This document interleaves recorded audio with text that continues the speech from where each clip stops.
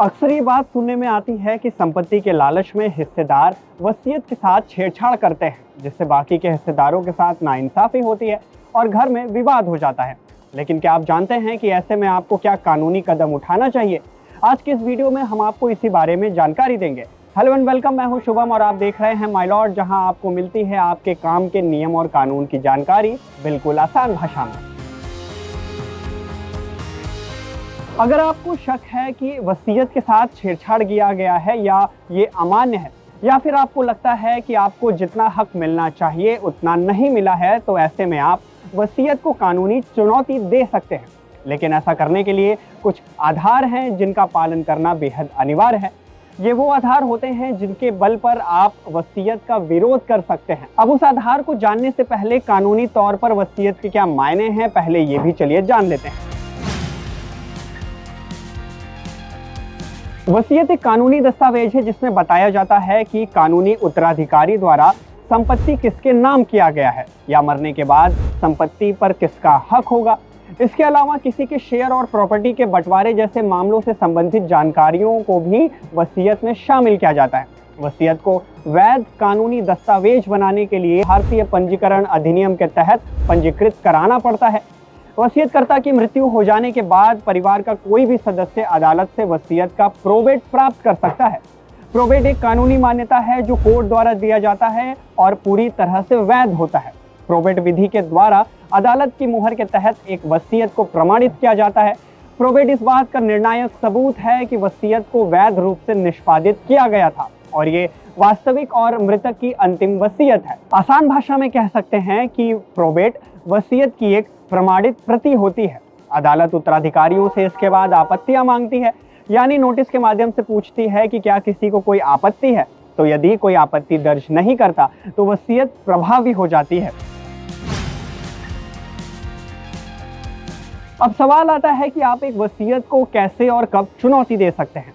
अगर दस्तावेज पंजीकृत नहीं है तो आप वसीयत को चुनौती दे सकते हैं। इसके लिए आपके पास आवश्यक सहायक दस्तावेज और वैध कारण होने चाहिए।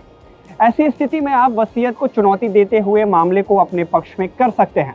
कुछ ऐसे आधार भी हैं जिन पर अगर वसीयत को चुनौती दी जाती है तो इसके किसी भाग में या फिर पूरे वसीयत को ही अमान्य करार किया जा सकता है। अब वसीयत एक कानूनी दस्तावेज है तो इसे चुनौती देने की प्रक्रिया भी पूरी तरह से कानूनी है। वसीयत को चुनौती देने के लिए सबसे पहले आपको सिविल कोर्ट में मुकदमा दायर करना होगा। दस्तावेज पंजीकरण से संबंधित सभी मामले भारतीय पंजीकरण अधिनियम की धारा 18 के तहत दायर किए जाते हैं। इसके बाद अदालत में मामला दर्ज करने के बाद वकालतनामा जारी करना होगा। यह एक वकील को अदालत में अपना मामला पेश करने का अधिकार देने वाला दस्तावेज होता है। साथ ही आपको कोर्ट फीस का भुगतान भी करना होगा। इन सभी प्रक्रियाओं को पूरा करने के बाद अदालत मामले को स्वीकार करेगी। उसके बाद कार्यवाही शुरू हो जाएगी। अदालत पहले विरोधी पक्ष को अदालत में पेश होने के लिए एक नोटिस भी जारी करेगी। कार्यवाही के दौरान चुनौती देने वाले को यह साबित करना होगा कि या तो वसीयत अभिप्रेत नहीं थी या फिर अमान्य थी, यानी एक मजबूत कारण देना होगा ताकि हम चुनौती दे सकें कानूनी रूप से वैध वसीयत को। इसके बाद आपको अदालत में सहायक दस्तावेज भी दाखिल करना होगा। सुनवाई के दौरान अदालत आपके मामले का समर्थन करने वाले दस्तावेज पेश करने के लिए कहेगी, जो कि आपको पेश करना अनिवार्य है।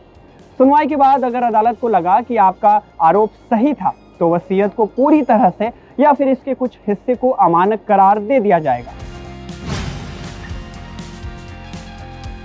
वसीयत को चुनौती कैसे दी जा सकती है, इसके बारे में तो हमने आपको बता दिया। अब ये भी जान लीजिए कि वसीयत को चुनौती आखिर कौन दे सकता है। वसीयत को चुनौती वो लोग दे सकते हैं जो मृतक की संपत्ति के वारिस होते हैं या उन्हें वारिस के रूप में नामित किया जाता है।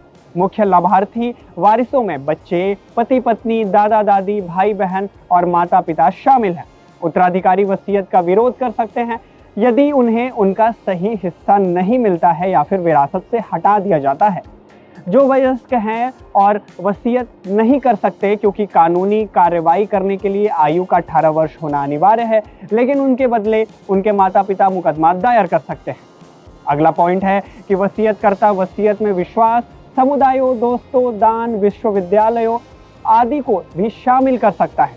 इन लाभार्थियों को वसीयत को चुनौती देने का पूरा अधिकार होता है। संपत्ति का बंटवारा फिर निर्वसीयतता कानून के तहत किया जाता है। अगर आपको वसीयत से कोई समस्या है तो तुरंत मामला दर्ज कराने का सुझाव दिया जाता है, क्योंकि एक बार वसीयत निष्पादित हो जाने के बाद आपको और अधिक परेशानी हो सकती है। उम्मीद करता हूं कि वसीयत को चुनौती देने के आधार और उसके तरीके के बारे में आपको बहुत कुछ समझ में आ गया होगा। नियम और कानून की ऐसी जानकारी पाने के लिए आप बने रहें माई लॉट के साथ।